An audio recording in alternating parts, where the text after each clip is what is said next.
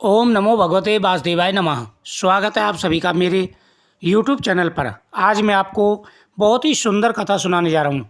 मेहनत का फल। व्यक्ति जिस कार्य को करे, जब तक उसमें सफलता न मिल जाए उस कार्य को करते रहना चाहिए। बीच में अनेक प्रकार की परेशानी आएंगी, लोग आपको फंसाने की कोशिश करेंगे, प्रॉब्लम देंगे, लेकिन आपको किसी भी प्रॉब्लम में नहीं फंसना है। आपको अपने लक्ष्य पर ध्यान देना है। प्राचीन समय की बात है, एक राजा था। राजा धर्मपूर्वक राज्य करता था। उसके राज्य में हर प्रकार का सुख और वैभव था, लेकिन भाग्यवश उसके कोई संतान नहीं थी। अब राजा ऐसी चिंता में लगा रहता था कि भाई मेरे कोई संतान नहीं है और मेरे बाद में कौन राज्य को संभालेगा। राजा ऐसी चिंता में डूबा रहता था। एक बार राजा सभा में मौन बैठा हुआ था, उदास बैठा हुआ था। महामंत्री ने पूछा कि महाराज ऐसी क्या चिंता है। उसी प्रकार से राज ज्योतिषी ने पूछा कि महाराज आपको किस बात की चिंता है जिससे आप उदास बैठे हैं। राजा ने कहा, ये महामंत्री, मुझे इसी बात की चिंता है कि मेरे कोई संतान नहीं है और मेरे बाद में कौन मेरे राज्य को संभालेगा। यह सुनकर के सभी आपस में विचार विमर्श करने लगे। विचार विमर्श करने के बाद में आखिर में इसी निष्कर्ष पर पहुँचे।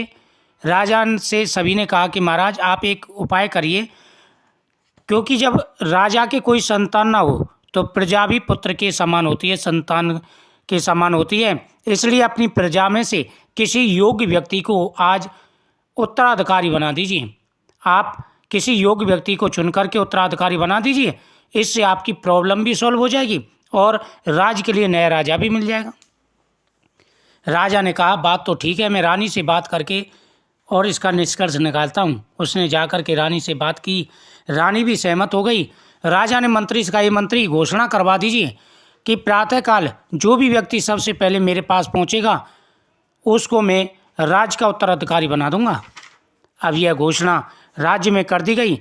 राज्य में चारों ओर यह घोषणा पहुँच गई कि जो भी राजा के पास पहले पहुँचेगा उसको राजा उत्तराधिकारी बना देंगे। अब मंत्री बोले कि महाराज ये तो बड़ा आसान है, अरे कोई आप बंदा सुबह सारे बंदे आपके पास आ जाएंगे, आप क्या सबको राजा बना दोगे। राजा बोले कि मंत्री इतना ही सरल नहीं है मेरे पास पहुंचना, मैं इसका निर्णय करूंगा और तभी मैं राजा बनाऊंगा, उत्तराधिकारी घोषित करूंगा। तो राजा ने क्या किया, अपने महल के आगे मेला लगवा दिया। मेला में मीट मांस दारू वैश्या हर प्रकार के जो है प्रॉब्लम भर दिए।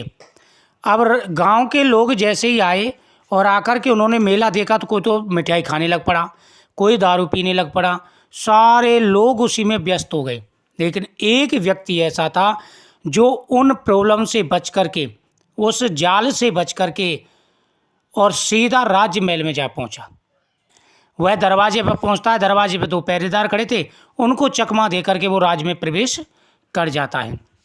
राजा सामने बैठे हुए, सभा लगी हुई है, वह पहुंच गया। राजा देख करके बड़ा प्रसन्न हुआ। बोले कि नवयुवक, क्या तुमको रास्ते में कोई परेशानी नहीं हुई? रास्ते में मेला, इतना अच्छा मेला मैंने लगाया था, तुम उसमें क्यों नहीं गई? उसने कहा, महाराज जो आपने मेला लगाया था मुझे पता था वो आप मेरी बुद्धि की परीक्षा ले रहे थे। हम सबकी बुद्धि की परीक्षा ले रहे थे कि एक राजा को ऐसा होना चाहिए, कभी भी किसी लालच में नहीं फंसना चाहिए। राजा को अपने राज्य की तरफ ध्यान देना चाहिए।